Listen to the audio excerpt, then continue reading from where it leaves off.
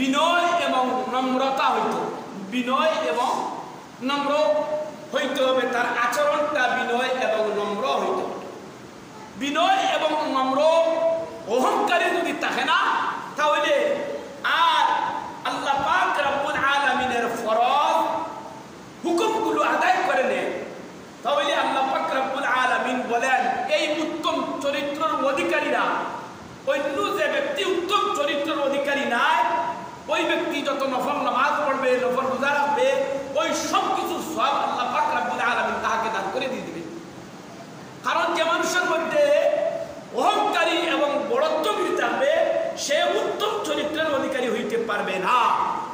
উত্তম চরিত্রের অধিকারী হইতে হলে তার কাছে অহংকারী থাকতে হবে, পারবে না, বড়ত্বগিরি থাকতে পারবে না। একটি ঘটনা শুনেন, এক হাদিস শরীফের মধ্যে রাসূল করিম সাল্লাল্লাহু আলাইহি সাল্লাম বলেন, একদিন বেহেশতে আর জাহান্নামে মুনাজারা হইল, তর্ক বিতর্ক হইল। জাহান্নামে বলতেছে আমি সবচেয়ে বড়, আর বেহেশত বলতেছে আমি সবচেয়ে বড়। জাহান্নাম বলতেছে, এ বেহেশত শুনো, আমার ভিতরে কারা আসবে জানো? বলে না, জানি না।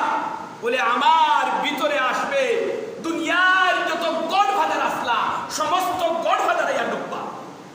আবু জাহেল, উতবা, শোবা, নমরুদ, কারুন, ফিরাউন, জালিম বাদশা, জালিম যত জুলুমকারী যত আসল, সব আমার ভিতরে আইয়া ডুববা। তাহলে আমারটা কি তুমি বড় হইবে কিভাবে? যারা সমস্ত দুনিয়ায় আপনার আঙ্গুলের ইশারা যারা চালাইছে, তারা তো জাহান্নামে আসবে। তাহলে তুমি কিভাবে বড় হইবে? এরা তো বড় লোক, বড় হিসেবে তাদের পাওয়ারের কারণে সমস্ত ওয়ার্ল্ডের মধ্যে চক্কর দিছে, তাদের পাওয়ারের কারণে ফিলিস্তিনের মুসলমান ধ্বংস হয়েছে, তাদের পাওয়ারের কারণে ভারতের বাবরি মসজিদ ধ্বংস হয়েছে, তাদের পাওয়ারের কারণে ভারতের মুসলমান আপনার নির্যাতিত নিপীড়িত হয়েছে, তাদের পাওয়ারের কারণে বাংলাদেশ সহ বিশ্বের আলিম উলামা মুসলমান নির্যাতন নিপীড়িত হয়েছে। তারা তো জাহান্নামের মধ্যে থাকবে, তারা তো জাহান্নামের মধ্যে থাকবে। তাহলে তোমার ভিতরে তো এইরকম গর্জিয়াস কোনো মানুষ ঢুকবে না বেহেশতের মধ্যে। তাহলে তোমার ক্ষমতা আর তোমার বড়ত্ব তো বেশি নাই, আমার তো অহংকারী বেশি। কথা ঠিক না বেঠিক বলেন না? বেহেশতে বলল, ভাই আমার ভিতরে সবচেয়ে নরম দিলওয়ালা, সবচেয়ে উত্তম দিলওয়ালা, নবীওয়ালা আখলাক যারা আছে, নবী, রাসূল এবং সাহাবা কেরাম এবং উলামায়ে কেরাম এবং আপনার হুসনু খালিকাতিন, উত্তম চরিত্রের অধিকারী আপনার বেহেশতের মধ্যে ঢুকবে। উত্তম চরিত্রের অধিকারীরা বেহেশতের মধ্যে ঢুকবে। এই জন্য তো আমি তোমাকে বড় জাহান্নাম বলে না, যারা গর্জন বড়, যারা ক্ষমতা বড়, তারাই তো আমার ভিতরে ঢুকবে। এই জন্য এটা বলার উদ্দেশ্য হলো যে আপনার আমার যদি ভিতরের মধ্যে অহংকারী থাকে, বড়ত্বগিরি থাকে, তাহলে আপনার আমার ঠিকানা হবে কোথায়? জাহান্নাম। অন্যায়, অবিচার, সন্ত্রাস, নাহাজান, আপনার যত রকমের অপরাধ আছে, সব অপরাধ যদি থাকে, তাহলে আপনার আমার ঠিকানা জাহান্নামে। আপনাকে আমাকে গ্রহণ করে নিয়েছে আপনার কোথায়? জাহান্নাম। আর বেহেশতে কারে ঢুকিয়ে নিছে? যারা উত্তম চরিত্র, নম্র, দিল, ভদ্র, এদেরকে গ্রহণ করে নিচ্ছে। ও আল্লাহর গোলাম, আপনার আমার বড়ত্ব কিসের? বড়ত্ব কিসের? আজকে মরে যান, আপনার সর্বপ্রথম যে আপনার ধ্বংস হবে সেই জিনিসটা কি জানেন?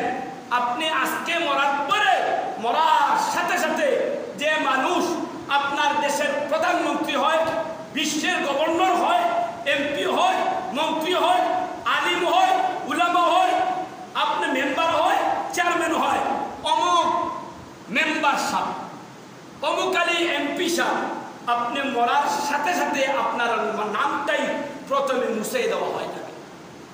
আপনাকে আপনার বাড়ির গিয়া, আমার বাড়ির গিয়া মৌলানা খৌলানা আব্দুল মুকিত আর বলা হবে না, লাশ কোথায় দেখো। কথা ঠিক না বেটি? লাশ কোথায়? আব্দুল মুকিত বলা হবে না, আব্দুল জব্বার বলা হবে না, আপনাকে বলা হবে লাশটা কোথায়। এমপি সাহেব বলা হবে না, লাশটা কোথায়। মন্ত্রী সাহেব বলা হবে না, লাশটা কোথায়। পুরুষ হইলে পুরুষরা দেখবো, আর লাশটা কোথায়। মহিলারা মহিলাকে দেখবো, লাশটা কোথায়। এখন আর অমুক বিবি, সমুক বিবি,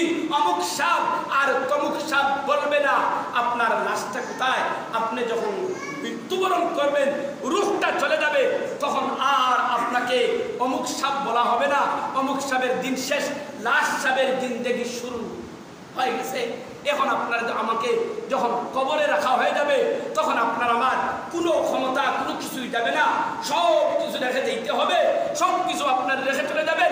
একটা রাত্রে মৃত্যুবরণ করে দেখেন, আপনার স্ত্রী আপনার কাছে থাকবে না, ছেলে সন্তান আপনার কাছে থাকবে না, টাকা দিয়ে হাফিজ চাপ রাখবে, টাকা দিয়ে উলামায়ে কেরাম নিয়ে খতম করাইবে, তেলাওয়াত করাইবে। হুজুর আপনি আজকে রাত্রে ভাড়া দেন, 2000 টাকা দিব, 3000 টাকা দিব, একটা আপনাকে দিব, আপনার মাদ্রাসার সাহায্য সহযোগিতা করব। এই হুজুররা গিয়া আপনার ভাড়া দে মুর্দাকে, আপনার মা, আপনার ছেলে, আপনার বিবি, আপনার বাচ্চা আপনাকে আর ভাড়া দিবে না। পরের দিন হইতে না হইতে আপনাকে কবরের মধ্যে শায়িত করে দিবে। যখন আপনি কবরে যাবেন, তখন আপনার হাড্ডি গাড্ডি সব কিছু দিনের ভিতরে চলে যাবে। সর্বোচ্চ আপনার ছেলে সন্তান যদি আপনার স্মরণ রাখে, আমাদের দেশের রীতিনীতি অনুযায়ী 40 দিন পর্যন্ত একটু আপনার স্মরণ করে, আর 40 দিন পরে আর আপনার ছেলে সন্তানও আর কোথায় সারা বৎসরও ইয়াদ করবে না। আপনার ঈদ আর 2 ঈদের মধ্যে যদি আসে, তখন একটু আপনার হবে আমার মার কবরটা জিয়ারত করি নেই, বাপের কবরটা জিয়ারত করি নেই, এই তো আপনার ক্ষমতা শেষ।